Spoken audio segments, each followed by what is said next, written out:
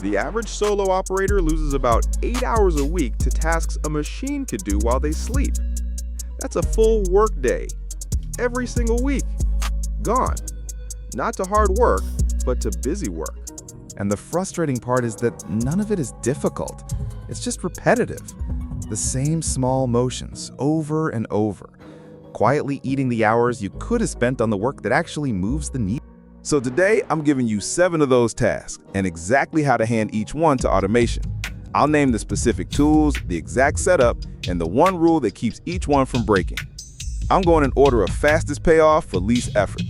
Number 1 is the one almost everyone ignored. Sorting your inbox. Notice I said sorting, not answering. Most people open their email and immediately drown in a pile where an urgent client sits right next to a newsletter and 3 pieces of junk.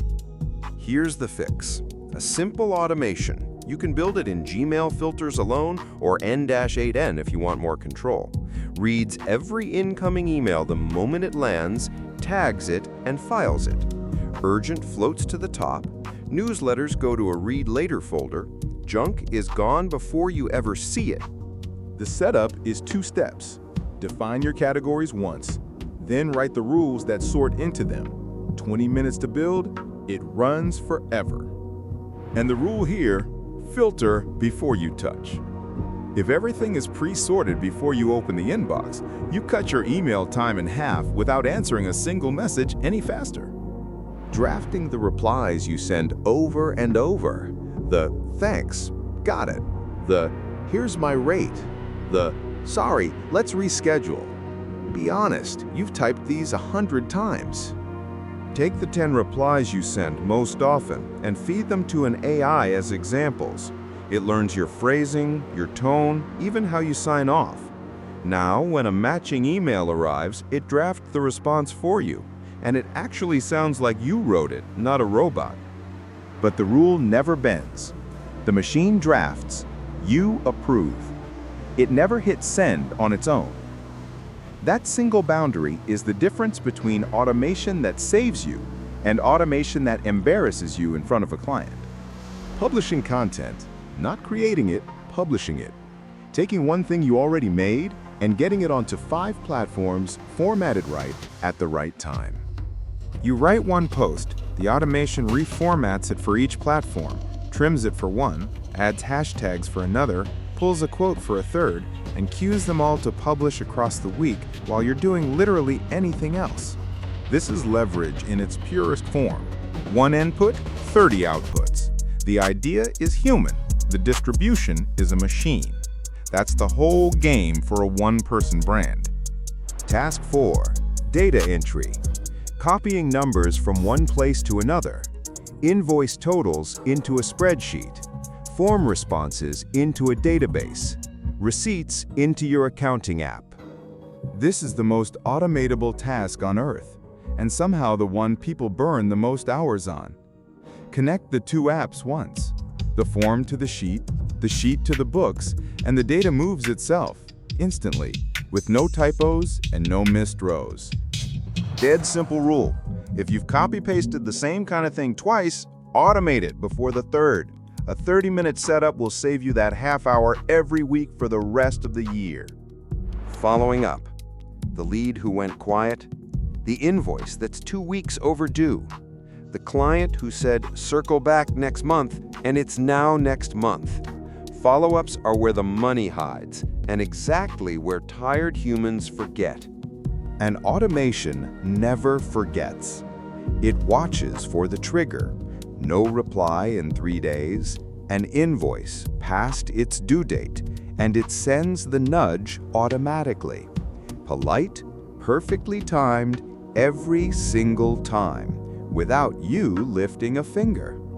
One founder I know recovered $4,000 in a single month just by automating overdue invoice reminders. Think about that. The work was already delivered, the money was already owed, it was just sitting there, waiting for someone to ask, and now a machine does the asking. Scheduling meetings. The back and forth tennis match of, does Tuesday work? No? How about Thursday morning? Actually, can we do afternoon? It is the most polite way ever invented to waste an entire afternoon. Tools like cal.com or Calendly kill this completely. You hand out one link, the other person sees only the slots that already fit your calendar, picks one, and it books itself. Invite sent, reminders set, time zones handled, 0 emails. So the rule, every time you're about to type, "When are you free?" stop and send your link instead. You will never negotiate a meeting time over email again. Task 7, and this one's my favorite, reporting. Pulling your numbers together each week to actually see how the business is doing. Most people either grind through it by hand every Monday, or, far worse, they just stop looking. An automation pulls your numbers from everywhere they live, your sales, your traffic, your bank, drops them into one dashboard and has it refreshed and waiting every Monday morning. You open a single page and see your whole business at a glance in 30 seconds. Now add all 7 of these up. That's the 8 hours a week we started with, handed straight back to you. Over a year, that's more than 400 hours, 10 full work weeks. Imagine what you'd build with 10 extra weeks. But here's the warning, because I promised you no hype. Do not try to build all 7 of these at once. That is the #1 reason people quit automation. They try to boil the ocean on day 1, something breaks, and they walk away convinced it doesn't work. Start with exactly 1, the task that annoys you the most. Build it, use it, trust it for a full week, then add the next. Automation compounds, like interest, but only if you let it build slowly instead of all at once. So there they are, 7 boring tasks gone for good. Your homework is simple.